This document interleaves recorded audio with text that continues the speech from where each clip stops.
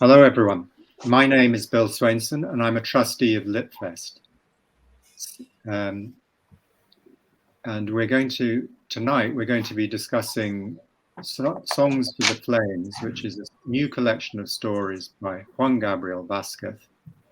And the session is going to be run by Sam O'Donoghue of Lancaster University. And together we jointly convene and run the Litfest International Fiction Book Club. And we're delighted to see so many of you have joined us for this special autumn edition.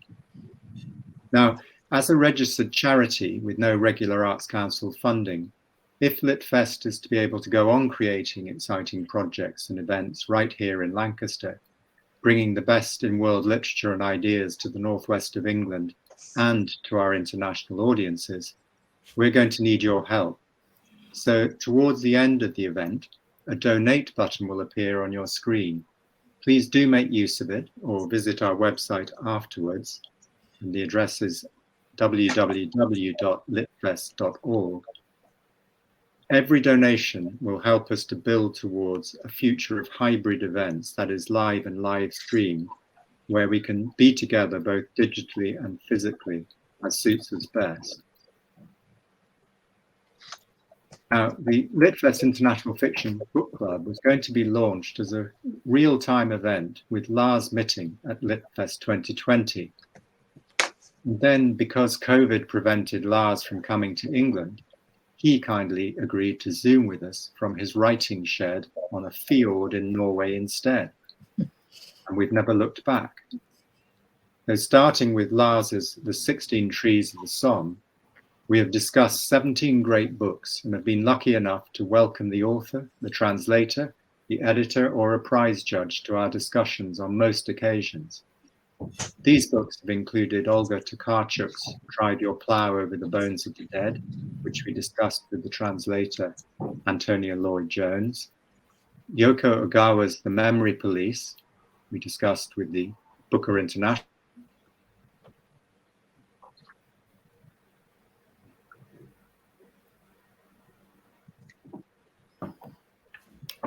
Looks like we might have lost Bill. We still have him, but he's frozen. We do indeed. We have his face, but not his words. Juan, take over.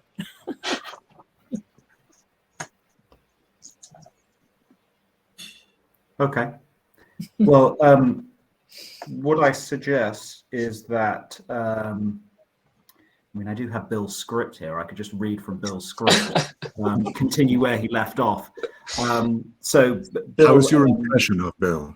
Yeah, I did an impression of Bill as well. We really have lost him.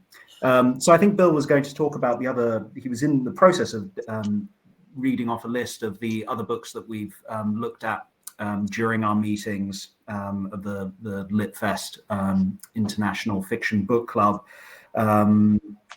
And I think he got up to Robert Seidhaler's A Whole Life with the translator Charlotte Collins, Daniel Kehlman's Till with its author, and Andrey Kurkov's Grey Bees. And Andrey Kurkov, of course, was our guest at our last meeting like this on Crowdcast of Litfest 2021 in March.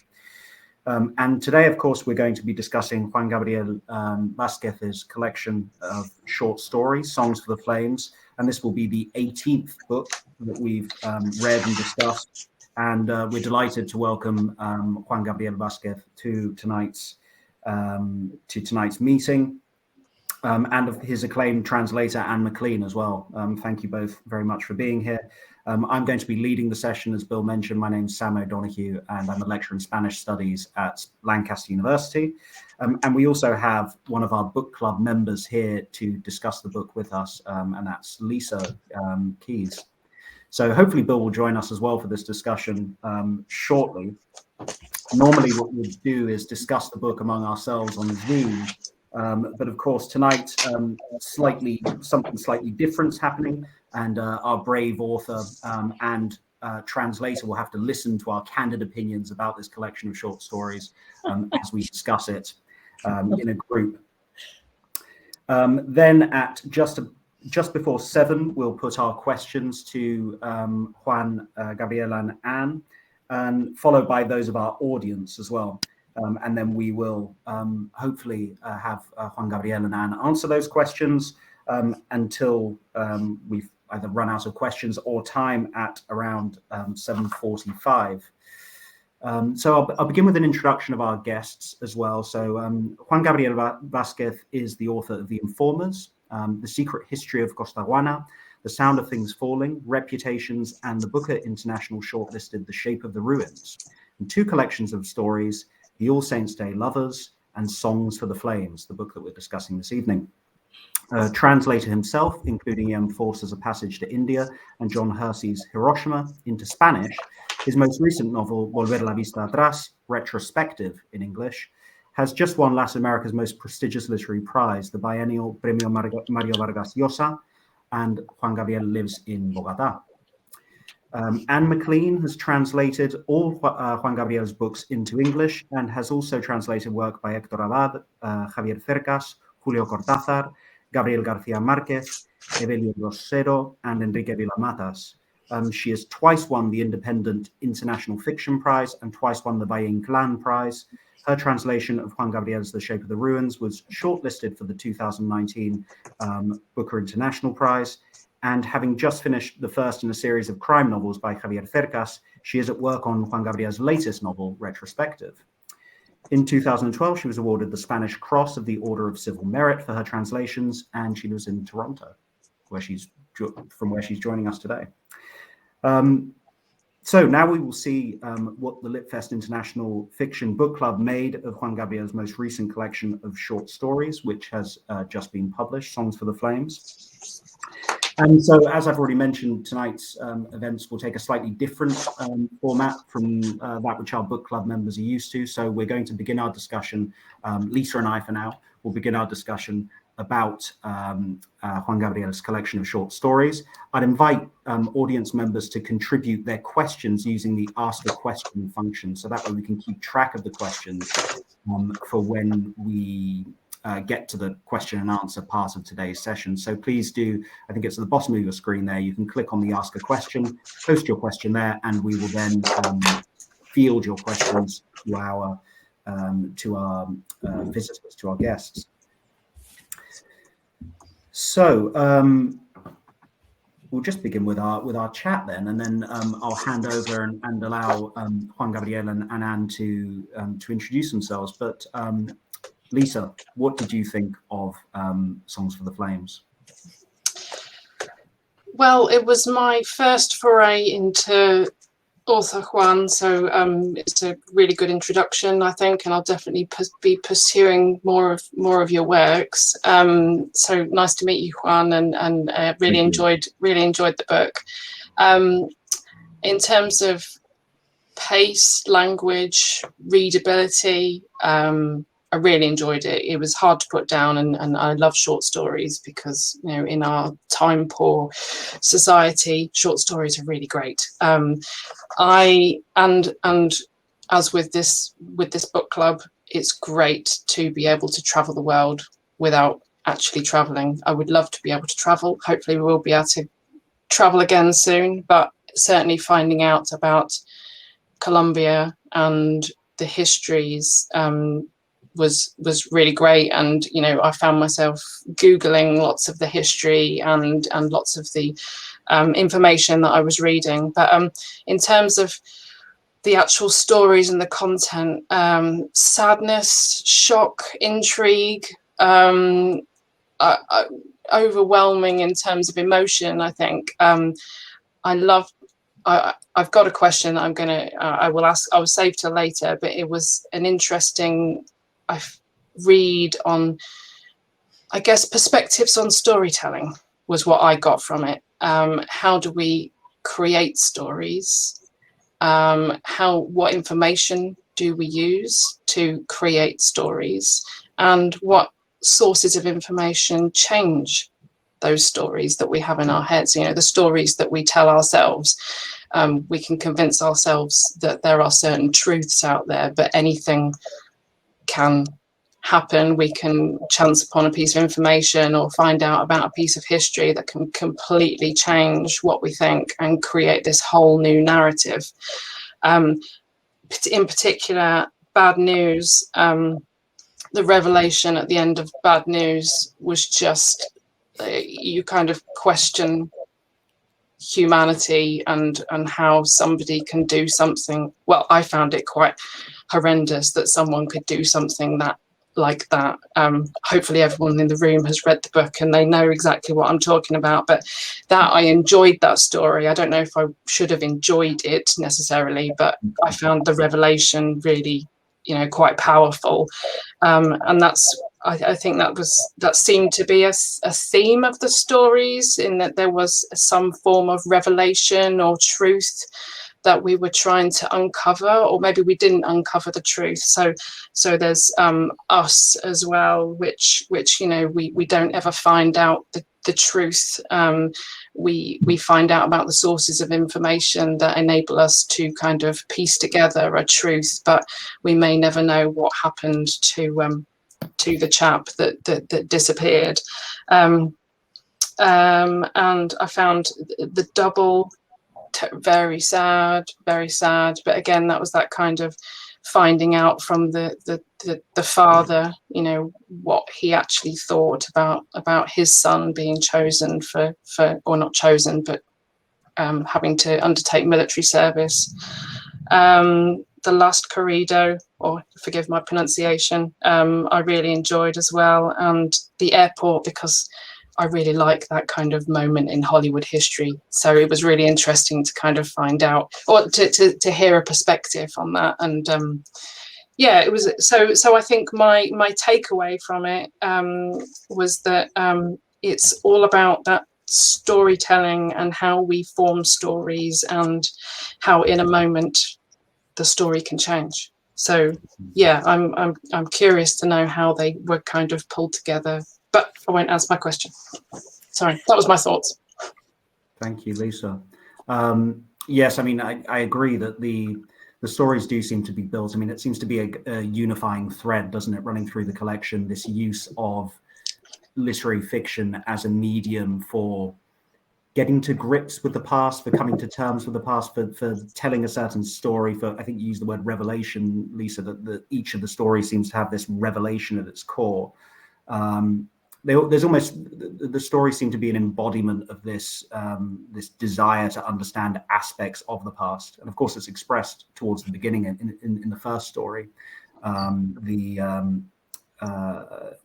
woman on the riverbank, this idea that fiction is going to somehow help the act of narrating this story, or the act of, in fact, for Hoda, for Jay, the act of having this story narrated by someone else is going to help her understand an aspect of her past that she perhaps missed at the time. And I think the majority of the stories seem to have this narrative as an attempt to solve a mystery. So, for instance, Bad News, that attempt to corroborate John Regis's his story that seems to be driving the narrator of that story. In Us, we have this attempt to reconstruct events leading up to the disappearance of Sandoval. Airport, there is, of course, that reconstruction, that attempt to get to the bottom of the mystery of the Sharon Tate murder. El Último, the Last Corrido, of course, the mystery of Ernesto's last tour. So I think they're all driven by this impulse, aren't they? The stories, or perhaps not all, but the majority of them seem to be driven by this impulse to use fiction to get at the core. And you also use the word truth, Lisa, and I think that's an important part of what's going on here, this kind of narrative truth that's being revealed. Bill, what did you think of the stories? Well, I'm glad to be back from outer space. I'm sorry to abandon you all. That was almost seamless, Sam. You picked up so well. Thank you. Well, as you can imagine, as the editor of the English edition of the book, I know the stories quite well. But what really appeals to me about them is that in each story, there are two things going on, which I mean, there's lots of things going on, but two things I'm particularly interested in. One of them is the moral complexity of each story, and the other is the artistry. There's a story called Frogs, in which at a reunion, apparently, of people Colombians who served in the Colombian army in Korea during the Korean War, something happens amongst the now 70-odd-year-old former soldiers and their wives, that one former soldier begins to recognize the wife of one of the commanding officers. But it happens so slowly over the course of the story. And in between the former soldier's recognition of the senior officer's wife, he begins to remember what he was doing during the Korean War, and he certainly wasn't in Korea. He was in downtown Bogota. He deserted when the bus crashed on the road to the port to take where the ship was to take them all off to Korea, and he'd run off into the forest and then had to pretty much make a life for himself on the margin, clandestinely. And I won't go into the detail of the story, but the moral complexity comes from the fact that the way in which he meets the woman who is now the wife of the senior officer is not the circumstances you would expect anyone to meet a senior officer's wife, let's put it like that. But the way Juan tells the story is so cleverly done, and we are also in Korea, and as a contrast between what's happening back in Colombia and what's happening on the battleground in Korea is absolutely beautifully managed. So as the story reaches its climax, there are two stories reaching the climax. One is what happened on the night of a particular patrol, and the other is what was happening in downtown Bogota at the same time. And these two threads are beautifully woven together, so that by the end, the truth, if you like, that has been found is the answer to both. Contains the answer to both these narrative threads. It shows enormous skill, I think. The other story I would pick out to mention is sorry, I'm just picking up some extraterrestrial sounds here. The other story I would mention just briefly, one that's really struck a chord with me, is called, if I remember it rightly, it's called The Boys, and it's these boys they're in a street that had once been a street in a city in Colombia, which has been closed off at one end and a gate put on the other end, so it has become a gated community. And these boys are all from that area and are brought up in a kind of protected world, and yet their greatest pleasure is getting out of the enclosure and going off to have fights amongst themselves. And the degradation they inflict on themselves is in direct relation to what is happening in Colombian society at that time. But there's no particular pleasure taken in the way that the boys fight, but you're there with boys who have fought. You believe it completely, and it's this. So that's I would say that's the thing that struck me most about the stories, that they are morally complex.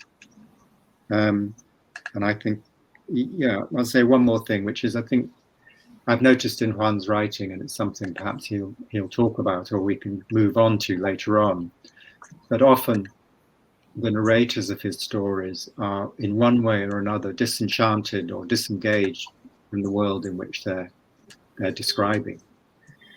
And this gives the story the kind of it's an inbuilt artistic distance, and I'm really intrigued by how that works, because it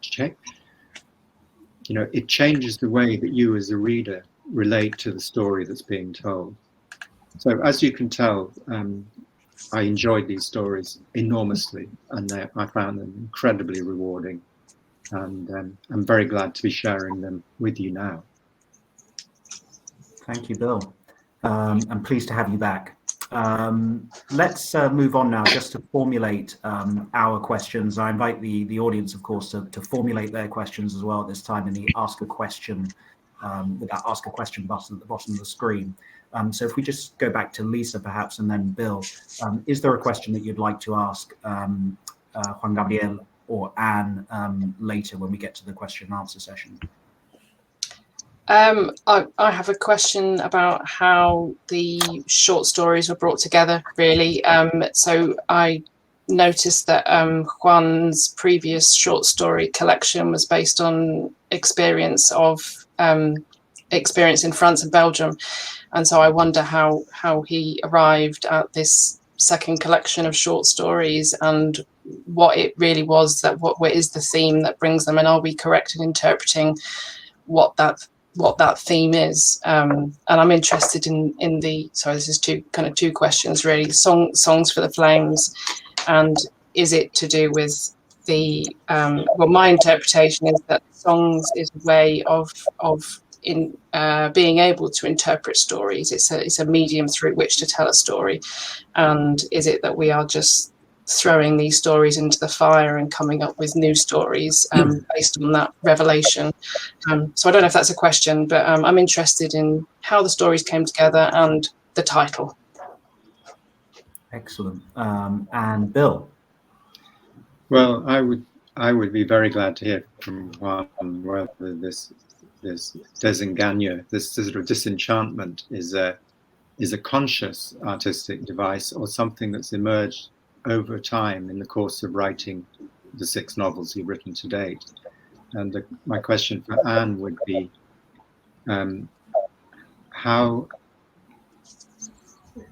you have the privilege of working with at least 2 authors whose book, many, if not all, of whose books you translated. How do you find that voice, and does the voice change over time? Does the writer's voice change for you over time? Okay. So those would be my 2 questions. Thank you. So before we move on to the questions then, and our guests' responses to them, I'm just going to invite Juan Gabriel to talk, first of all, briefly, just a bit about just give us a brief introduction to your fiction in your own words, now that you've heard us talk about it, your antecedents as well, and also perhaps to give us a preview of your new novel, Volver la Vista Atrás. Thank you. Thank you. Well, thank you very much for your words. It was wonderful to hear you. I don't know if I'm supposed to hear these things. It was almost like a psychoanalytic session that I didn't pay for, which is good. So thank you, Bill and Lisa and Sam, and thank you everybody for being there. So I began publishing books at the end of the century. I published 2 novels when I was very young. I was 23 and 25 when I published those books. And I immediately realized that they were not up to my standards, or they were interesting exercises, but I shouldn't impose them on anybody. So I start counting my books with a book of stories that I published in 2001 called The All Saints' Day Lovers. This was a book set in Belgium and France, which were the places I had been living in. And of course, as you may suppose, I got the question that you may be asking yourselves: why don't you write about Colombia? Having this reality at hand, why are you writing about sad love stories that take place in the Belgian Ardennes or in Paris? And my answer to that question was because I had grown up with this idea that you should only write about what you know. It was a very Hemingway ethics for a writer. Write about what you know. And I felt I didn't understand my country. I didn't understand its reality or its politics, or its history for that matter, which was, for me, full of dark places and secrets and ghosts and half-truths and conspiracy theories and conflicts. So not understanding my country, I felt, prevented me from giving it literary shape. And then at some point in 1998, 1999, I discovered a series of writers. I grew up as a novelist, as a reader, and I discovered that the truth was exactly the opposite, that the fact that I didn't understand my country was the best reason to write about it, that the novels I was interested in writing, because these were the novels that I was reading, worked as investigations, as vehicles to go into dark places of our personal lives or our lives as citizens, also our societies, the public history of our societies. And so when I discovered that, I began writing about Colombia with a novel called The Informers, and I have never left that place. I have never written, I think, a single page that doesn't in some way involve a question about my country, its past, the way it has shaped us, and its place in the world. All of my novels, all of my short stories carry as a subtext, so to speak, an interrogation about the links between my country and the world. There's in The Informers, the story is about the creation by the government of some prisoner camps for Germans and Italians who sympathized with the Axis during the Second World War.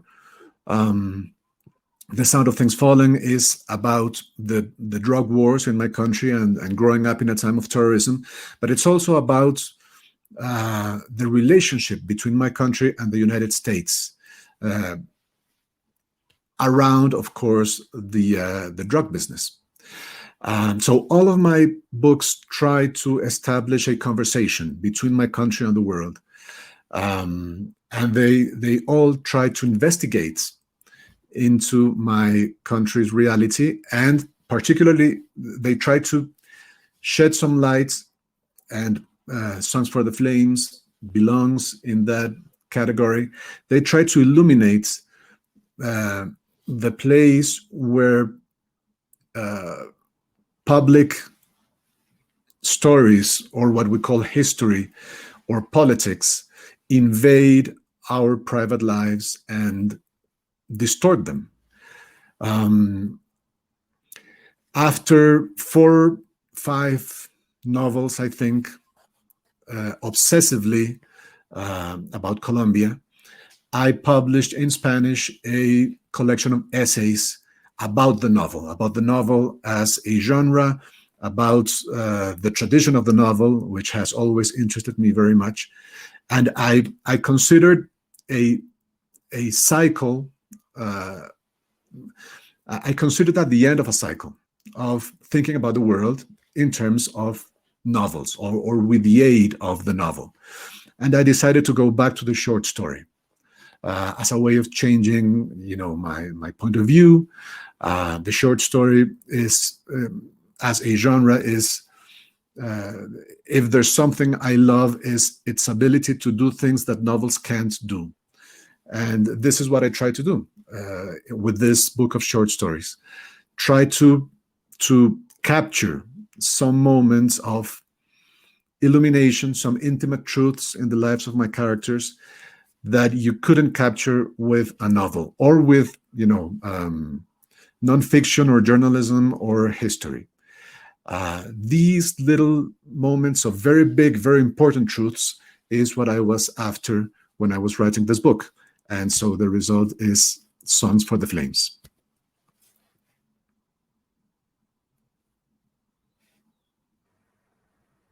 Excellent, fantastic. Thank you, Juan Gabriel. Anne, would you like to talk to us about your work as a translator specifically of Juan Gabriel's fiction, and also translate some of your other translation work as well, some of the other authors you translate. And perhaps you might like to talk to us about how things are going with your current translation that you're working on, Volver la Vista Atrás, this retrospective. Perhaps you can comment on some of the challenges that you faced while translating that work.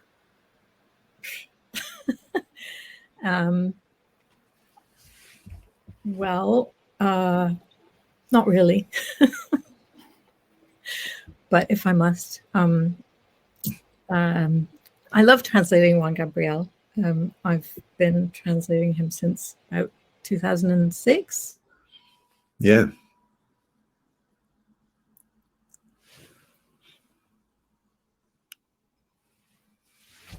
Looks like we might be having more technical problems. Have we lost Anne? Well, maybe? she said not really. So maybe she's acting on it. She's decided by just shutting off her internet connection. Okay.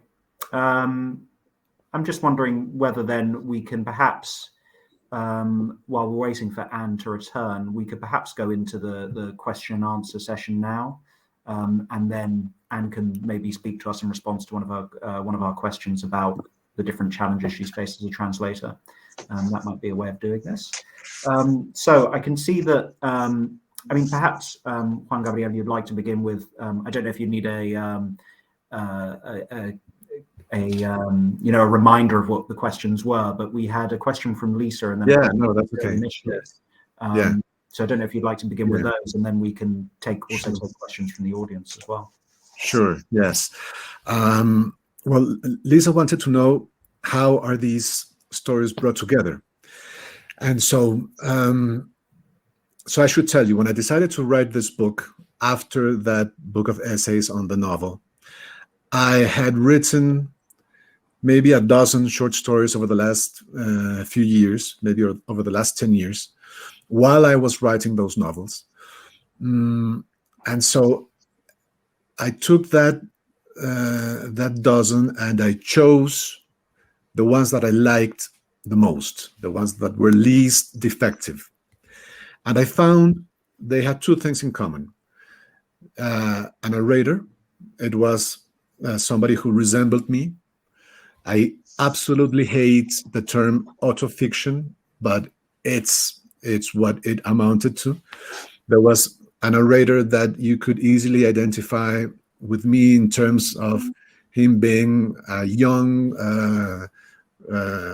wannabe writer, or living in the places that I have lived in, certain coincidences about our lives.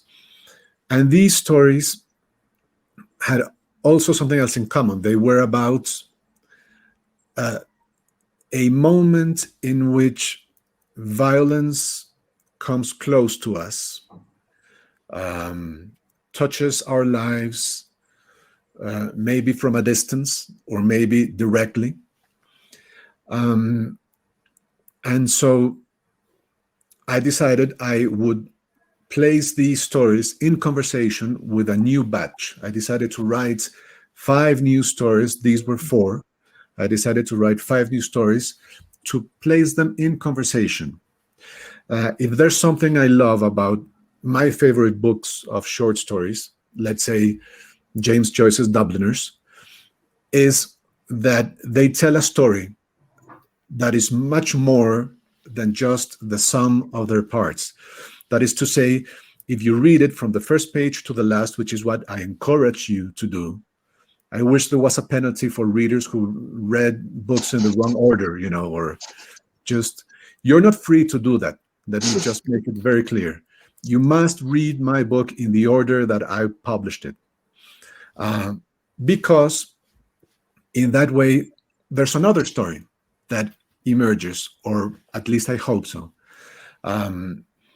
There are echoes and conversations between the stories, and you will realize that the first story is having a conversation with the last one, and the second one is having a conversation with the penultimate one, and the idea is that as Tobias Wolff, a great American short story writer, once said, short story books should be like novels in which characters don't know each other. I love that idea. I love the idea of short stories as systems, of readers getting satisfaction from each story by itself, but then reading the whole book gives you something much greater. This is what I was going for. Two threads run through the book, I think. One is a meditation on violence, on the different ways violence can touch you, from the very private ways, even intimate ways, such as a surgery that is traumatic in one of the stories, the violence that you witness happening to others, and how does that change you, right up to a war and the consequences of a war that we may suffer or not directly. So this is the first thread. And the other one is the past, which is always in my books. It's one of my big obsessions. I used to write facing a big card with a quote by William Faulkner that says, this is from Requiem for a Nun, one of his less known novels, perhaps. And in that novel, he says, the past is never dead. It's not even past. The past stays with us. It's what he means. The past shapes our present lives. And that idea haunts me and haunts all my fiction. All my novels, all my short stories are, in a sense, a way of coming to terms with that very mysterious place that is the past. So with those two things in mind, I wrote the new short stories and tried to make them talk to each other and create something bigger than the stories individually. You wanted to know about the title, too. So the idea behind Songs for the Flames is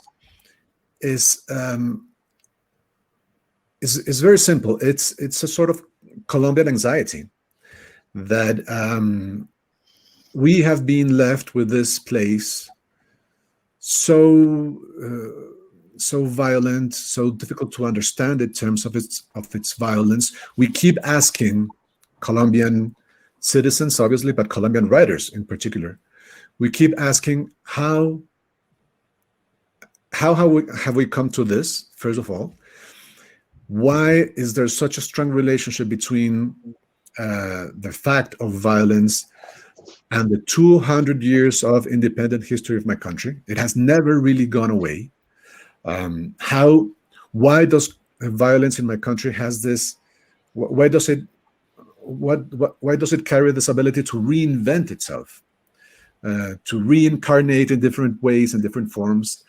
And how do we just break the cycles of violence that have shaped the history of my country?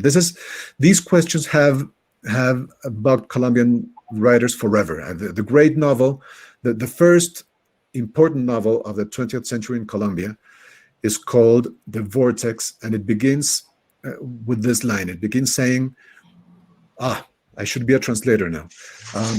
I played my heart, in a game of chance, and I lost it to violence. This is the first line of the first great Colombian novel of the 20th century. And of course, you've all read García Márquez, who reflects endlessly on Colombian violence. So what do you do with all that?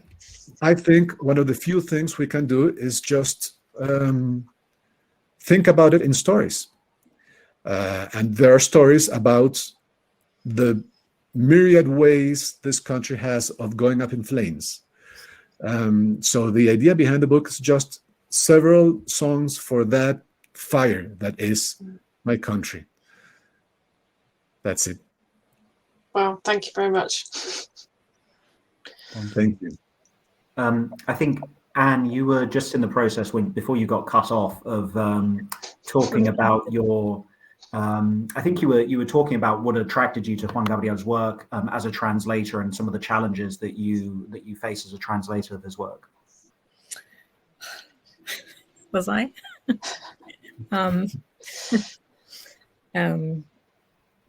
I've just learned this morning that I don't know what encargado or galeria means. From Juan and Bill and I are all just reading the first chapter of, well, the draft translation of the first chapter of Perspective. And it's amazing that I don't know these things after all these years. Encargado means somebody who's in charge of things. It doesn't mean an assistant, does it? We can discuss that later. Yes, right. I'm all flustered because I got cut off too.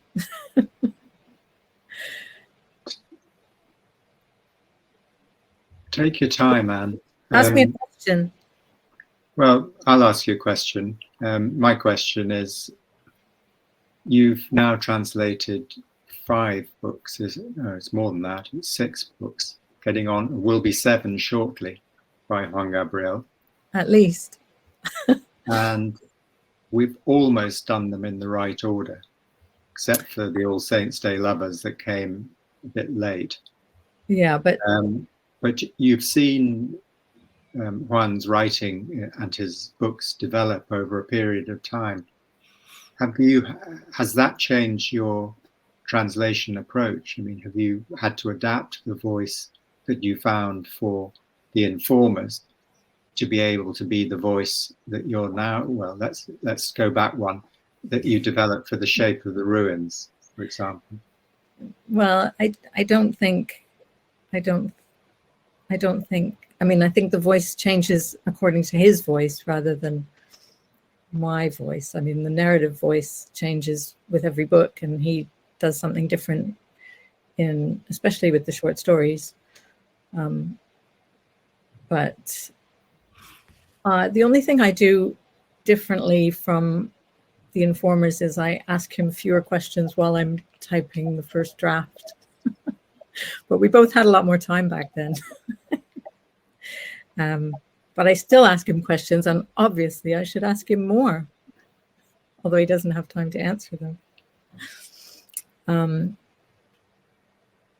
But as you know, it's a very long, drawn-out process, and you're as much a part of getting the voice completely as it should be in the end when it gets published as, well, maybe not as much as him, but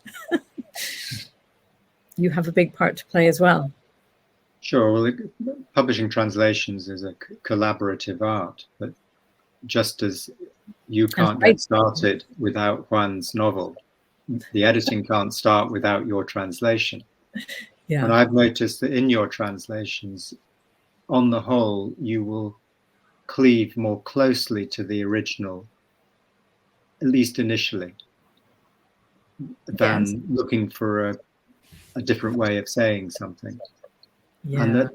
And that part of that, the result of part of that is there's an authenticity to your translations of Juan's work, which is particularly attractive